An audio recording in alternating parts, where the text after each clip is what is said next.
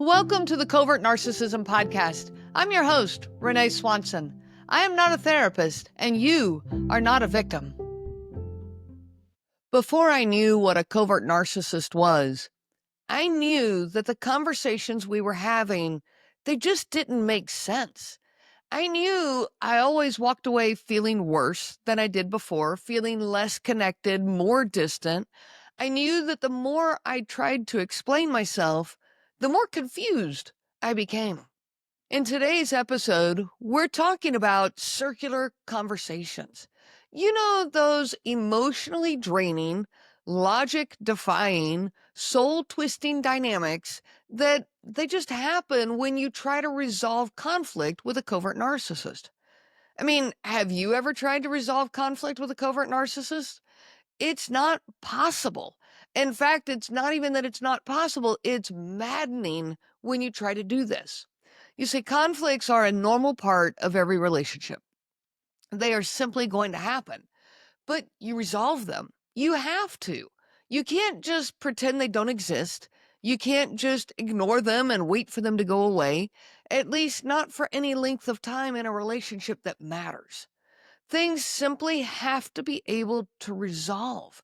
But with a covert narcissistic person, trying to resolve conflict with them is incredibly frustrating.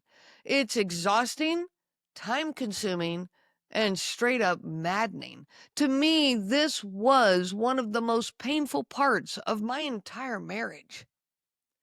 Before I ever heard the phrase covert narcissism, I already knew that something was off. I didn't have a name for it, but I had a feeling. I knew that my words got twisted. I knew that my feelings got dismissed and invalidated. I knew that conversations that started with me asking for clarity and reciprocation and reconciliation ended with me doing all the apologizing. I used to walk away from these conversations or arguments or competitions, whatever you ended up calling them. I used to walk away thinking, what just happened? Did I even make sense in there? Did we make any progress? And because I didn't have the words, I kept blaming myself. Maybe I wasn't clear enough. Maybe I really am too sensitive. Maybe I'm overreacting. Well, I want to give you an example of what a circular conversation with a covert narcissist actually sounds like. This is a typical one that leaves you doubting your memory, your motives, your reality, your perceptions. Now, this version, it captures how covert narcissists often even sabotage resolution by giving you just a little bit of hope. It's like it's within reach just to pull the conversation yet right back again into frustration, blame, and emotional manipulation and exhaustion. So here's the dialogue.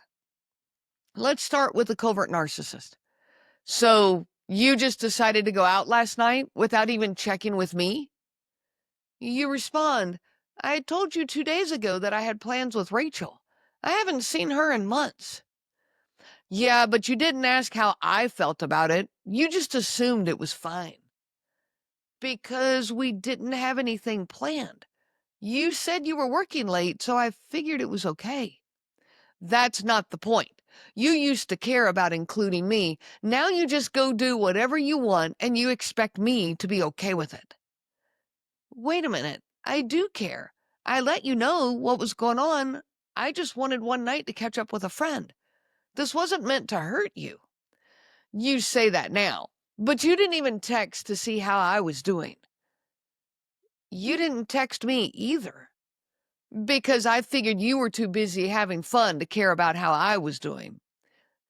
Now that's not fair.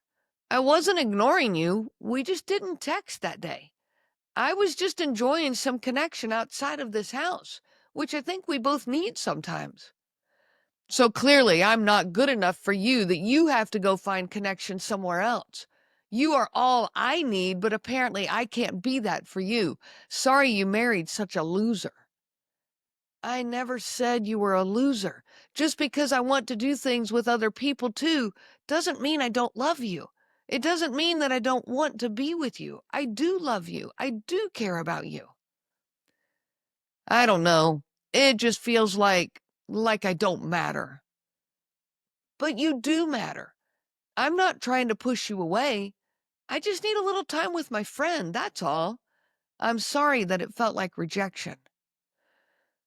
I mean, yeah, okay. Maybe I've been a little on edge lately. It's just hard. Sometimes I feel like I'm always on the outside of your life. Thank you for saying that. I don't want you to feel that way. So, next time I'll work hard to find a better way to talk about things. So you're already planning next time? I should have known. Honestly, I don't know if I can keep pretending that I'm okay with always being your second priority. Wait a minute. I thought we were starting to understand each other. I thought we were getting somewhere. No, you're just hearing what you want to hear. I said I'm tired of feeling like I'm not enough for you, but clearly you don't care. Wait, that's not it at all. I've been trying to meet you in the middle. No, you've been trying to win. You always want to win. You always get your way. You always turn things around so that I'm the unreasonable one, like I'm crazy for having feelings. That's not true. I've been listening to you. I've been talking with you. This is genuine conversation. I even apologized. Yeah, well, an apology doesn't fix the fact that you'd rather spend time with anyone else but me. That's not what I said. You're twisting this. Forget it. I should have known better than to bring it up in the first place. I'm always the bad guy. You win. Go have fun with your friends. You're going to do that anyways. And they walk off. Now, this conversation is a classic example of a circular conversation. Now, they walk away, leaving you feeling more disconnected than ever. You now feel bad for going out with your friend. You feel bad for communicating to them somehow that they're a loser or that you don't want to spend any time with them. You now feel obligated to make things right, to show them that you're invested in them. And in the long run, you quit making plans with your friends because the price is just too high.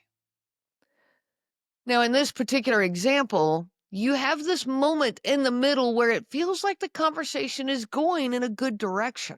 Maybe we're getting there. Maybe we're almost to a point of reconciliation. There's even a little bit of vulnerability, and their feelings start to show a little bit with some sensitivity. Maybe we're starting to understand, and this is going to actually be okay. It almost reaches that point until it doesn't. It snaps right back into this guilt-tripping, blame-shifting, victim mode, reframing you as the villain and denying any progress. It's like you just started all over again. I don't know about you, but there were so many conversations where I thought, okay, finally, now we're doing okay. Now this is going to resolve and we can, be good and we can move on with life. We can head to bed, whatever it is that was going on, only to have this completely turn around and you're right back in the muck. I remember thinking to myself, how did we end up back here again? And this could happen an hour in, 2 hours in, 3 hours in, 3 days in. Now, it doesn't matter what you do or try when you are in a circular conversation with a covert narcissist. You are in a trap.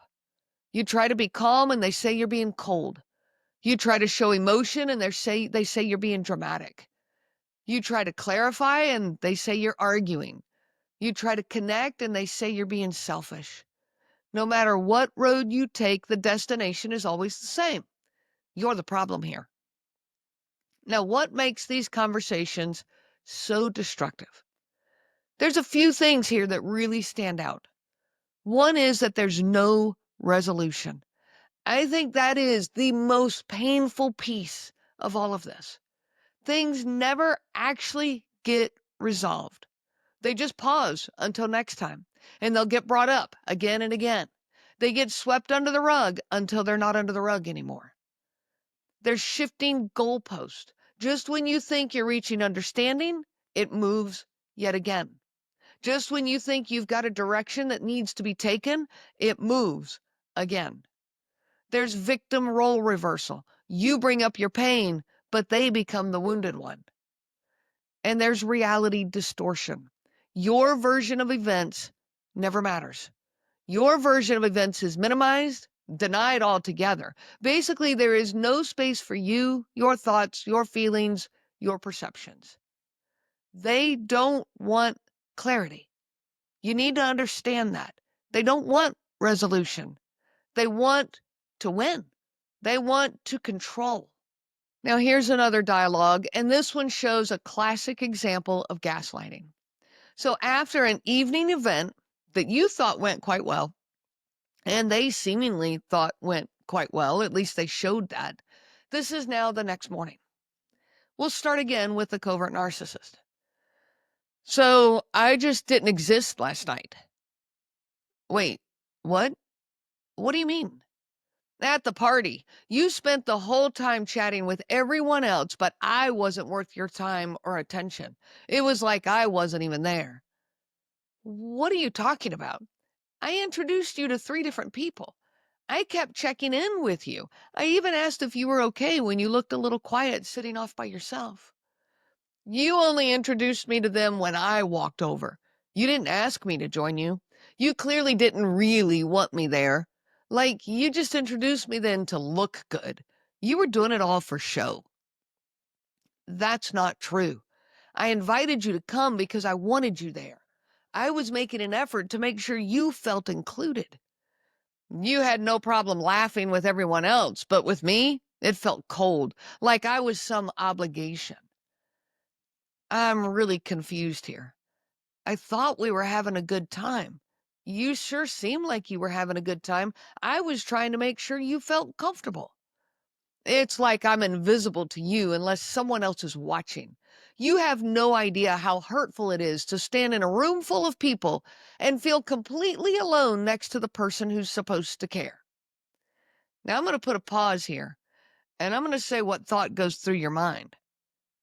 I have no idea what it feels like to stand beside someone who's supposed to care and feel completely alone. You got to be kidding me. Okay, but that's not what we say out loud, but that's definitely what went through my mind. Instead, we say, I didn't ignore you. I kept coming back to you. I was hosting, but I was trying to balance talking to everyone, including you. There's always an excuse, isn't there? You always create drama. You always have a way of justifying why I feel like crap. You never actually take responsibility. You don't take me seriously. Yes, I do. I am taking you seriously. I put a whole lot of effort into making sure you had a good time. I'm just telling you now how it looked from my side. You don't get to tell me how I feel. You made me feel unwanted, and now you're gaslighting me, like I'm just imagining things. Well, there's the classic switch of now accusing you of doing the very thing they're doing to you. This example is full of a denial of facts, saying things like, that's not true, or you're remembering it wrong, minimizing and reframing, telling you you're being overly sensitive, or they might tell you that you're acting paranoid, blame shifting, accusing you of creating drama, victim reversal, they act wounded despite all of your efforts to be inclusive with them. Emotional distortion, accusing you of faking kindness and attention. I got accused of, you're just pretending that way, or you're just doing that because you have to. You are faking kindness when I know I was being genuine. Invalidating your intentions, dismissing your care as being performative. Guilt tripping. You made me feel alone next to the person who was supposed to care. That's guilt tripping and projection. False accusations of gaslighting, accusing you of doing exactly what they're doing. Covert narcissists flip reality on its head. They accuse you of abandoning them when you're really trying to show up for them. You're putting in the effort. You're trying to do everything you can to make life good for them. And they're accusing you of abandoning them. And then they turn around and abandon you by going off to their addictions or their isolation or their, friends or whatever it is that they go off to. The result of all of this, you are emotionally spinning in circles. They come out calm and just simply move on with life. And you come out questioning your own reality. You come out doubting your own perceptions, blaming yourself, and working double time now to fix the relationship. I want you to know that you can never win a circular conversation with a covert narcissist.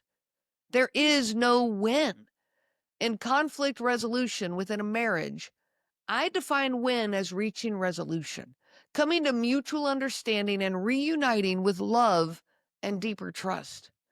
Not only does this not happen, it doesn't even seem to be what the covert narcissist is seeking. To them, win is they win and you lose.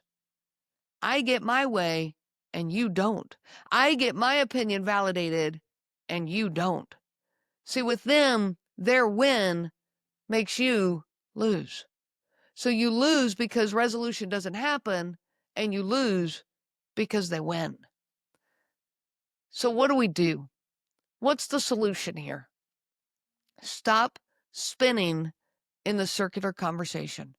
Learning to stop spinning in these situations is a large part of what I do in my coaching sessions.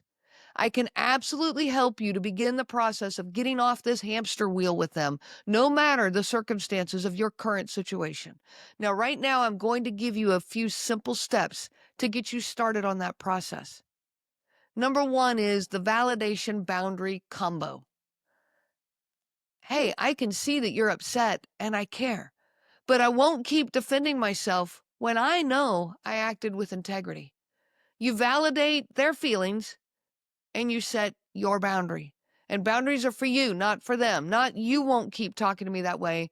The boundary is I won't keep defending myself, which means I get to walk away. The goal of a circular conversation for me in a covert narcissist is to walk away. Number two is grounding in reality. Say something like, hey, we remember that night differently.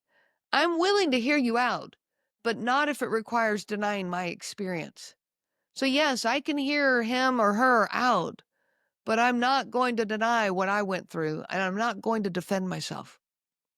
Number three is the soft exit.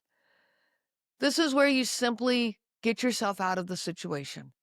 Hey, this feels like a loop, so I'm stepping away and we can revisit this later if it's calmer. And you walk away. Remember, you do not owe a 30-minute or 2-hour or 7-hour explanation for your reality. You don't owe this to anyone. Walking away is not giving up. It's opting out of the vicious cycle, this crazy making loop. And you are not selfish for protecting your peace. If you've ever walked out of a conversation feeling twisted in knots but couldn't explain why, you are not alone. Maybe you didn't have the words to describe what was going on. Maybe you couldn't name it. But if you felt it before you could name it, trust me, your body knew. Now, you do not need a PhD in narcissistic abuse to recognize when something is emotionally unsafe. You don't need the degree to know that something is wrong. Now you have the words, and that goes a long ways in strengthening your clarity and resolve. If you need help in stopping this dynamic in your world, help in putting things into a healthier perspective, and understanding the dynamics and creating boundaries for you, please reach out to me. Check out my coaching services, they're group and individual, at covertnarcissism.com. Your story matters, and your sanity is not up for debate. Again, check it out at covertnarcissism.com. I wish you so much peace on your journey of healing. The information provided by Renee Swanson, Covert Narcissism Podcast, and CNG Life Coaching is for educational purposes only and is not to be used for diagnosis purposes. It is not intended to be a substitute for clinical care. Please consult a health care provider for guidance specific to your case. This material discusses narcissism in general. Renee shares stories from her personal experience as well as from those she has talked with for several years. Her material does not claim that any specific person has narcissism and should not be used to refer to any specific person as having narcissism. Permission is not granted to link to or repost this material to support any allegation or claim that any specific person is a narcissist. That would be an unauthorized misuse of the material and information provided.